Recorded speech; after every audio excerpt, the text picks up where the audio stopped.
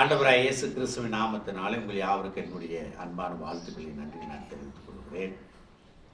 நோவா தன் காலத்தில் வாழ்ந்தவர்களுக்குள்ளே நீதிமானும் உத்தமனுமாய் இருந்தான் என்று நாம் வாசிக்கிறோம். சாலமன் கூறும்போது நீதிமான் பனை போல் செழிப்பான் என்று சொல்லுகிறார்.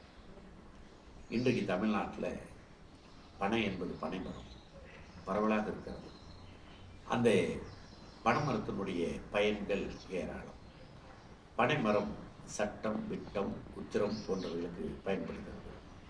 பனைமரத்தின் ஓடை கூரை வீட்டை வெய்வதற்கு மிக பயனுள்ளதாக இருக்கிறது. பனைமரத்து பால் என்பது அந்த பனைமரத்து பால் எடுத்து பதனி என்று நாம் பயன்படுத்துகிறோம். அந்த பதனியை காய்ச்சினால் கருப்பட்டியாக வருகிறது.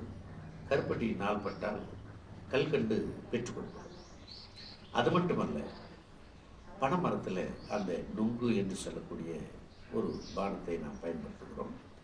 அது பழுக்கப்பட்டால் பனம்பழம் என்று நாம் கூறுகிறோம்.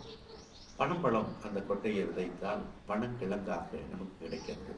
இது மனித உடலுக்கு மிக அற்புதமான ஒரு உணர்ச்சி, உற்சாகத்தை கொடுக்கக்கூடிய ஒரு ஆரோக்கியத்தை கொடுக்கக்கூடிய ஒரு பொருளாக இருக்கிறது.